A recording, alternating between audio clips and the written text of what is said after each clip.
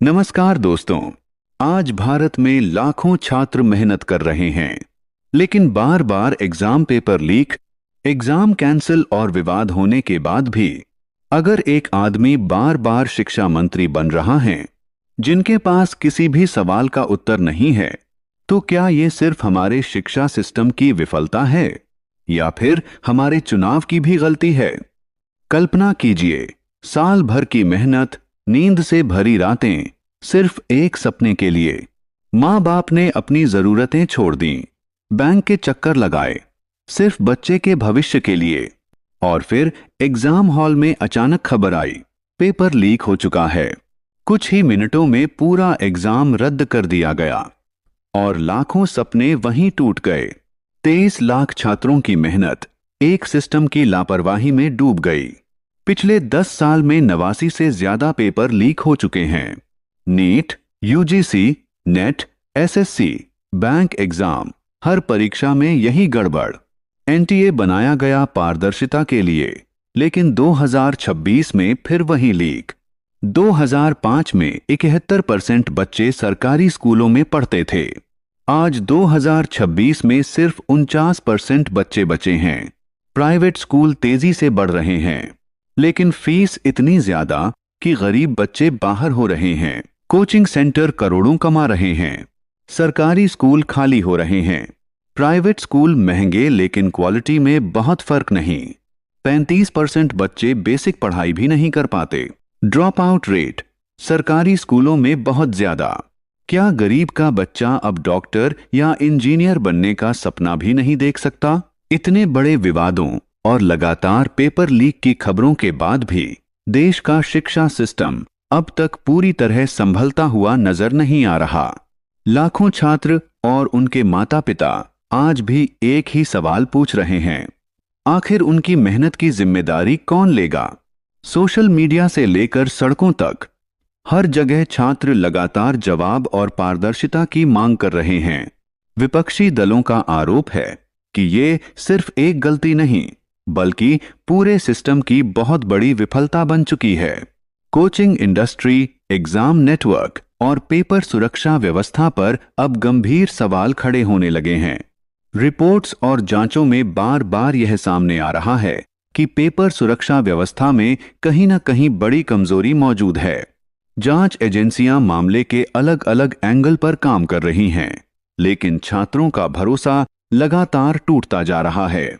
हर बार जांच शुरू होती है, कई गिरफ्तारियां भी होती हैं, लेकिन फिर भी ऐसी घटनाएं रुकती क्यों नहीं? क्या हमारा शिक्षा सिस्टम अब इतने बड़े स्तर पर बदलाव मांग रहा है जिसे लंबे समय से नजरअंदाज किया जा रहा है? हर बार एग्जाम कैंसिल होते हैं, नई तारीखें आती हैं, लेकिन छात्रों का मानसिक दबाव लगातार बढ़ता जाता है। आज देश के लाखों छात्र सिर्फ एक चीज मांग रहे हैं, एक ऐसा सिस्टम जिस पर वो आंख बंद करके भरोसा कर सकें। क्योंकि जब शिक्षा व्यवस्था कमजोर होती है, तब सिर्फ एग्जाम नहीं टूटते, पूरे भविष्य टूटने लगते हैं। प्राइवेट स्कूल और कोचिंग कल्चर आज तेजी से पूरे देश में फैल चुका है। हर साल लाखों परिवार अपने बच्चों की पढ़ाई के लिए अपनी जमा पूंजी तक खर्च कर दे रहे हैं। लेकिन सवाल ये है, इतनी महंगी शिक्षा के बाद भी क्या हर बच्चे को बराबर अवसर मिल पा रहे हैं? देश के कई सरकारी स्कूल आज भी टीचर्स, लैब और बेसिक सुविधाओं की कमी से जूझ रहे हैं। कई जगहों पर बच्चों के पास बैठने तक की सही व्यवस्था मौजूद नहीं है।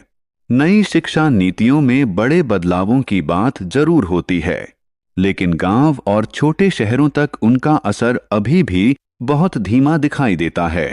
शिक्षा के बीच अमीर और गरीब का फर्क लगातार बढ़ता जा रहा है। एक तरफ महंगे स्कूलों में हाई टेक क्लासरूम हैं, तो दूसरी तरफ लाखों बच्चे आज भी बुनियादी सुविधाओं के बिना पढ़ाई करने को मजबूर हैं।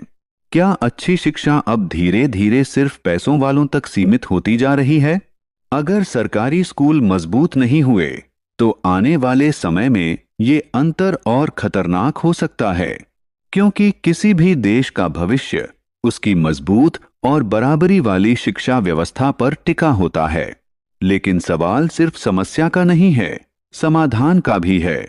तकनीक का सही इस्तेमाल करके पेपर लीक जैसी घटनाओं को काफी हद तक रोका जा सकता है। AI आधारित निगरानी और मजबूत डिजिटल सुरक्षा सिस्टम एग्जाम प्रक्रिया को ज्यादा सुरक्षित बना सकते हैं। पेपर ट्रांसपोर्ट से लेकर एग्जाम सेंटर तक हर चरण में पारदर्शिता बढ़ाने की जरूरत है। सरकारी स्कूलों में बड़े स्तर पर निवेश करना अब समय की सबसे बड़ी जरूरत बन चुका है। हर बच्चे को अच्छी लैब, स्मार्ट क्लास और प्रशिक्षित टीचर्स मिलना चाहिए।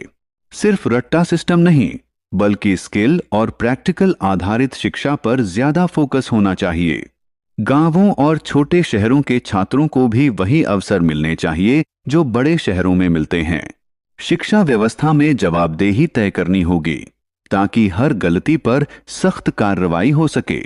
छात्र सिर्फ एग्जाम नहीं देते, वो अपने सपनों और भविष्य की लड़ाई लड़ते हैं। अगर शिक्षा मजबूत होगी तो देश का भविष्य भी मजबूत होगा और शायद तभी हर गरीब बच्चा बिना डर के बड़े सपने देखने की हिम्मत कर पाएगा। ये शिक्षा सिस्टम सिर्फ सरकार का नहीं, हम सब का है।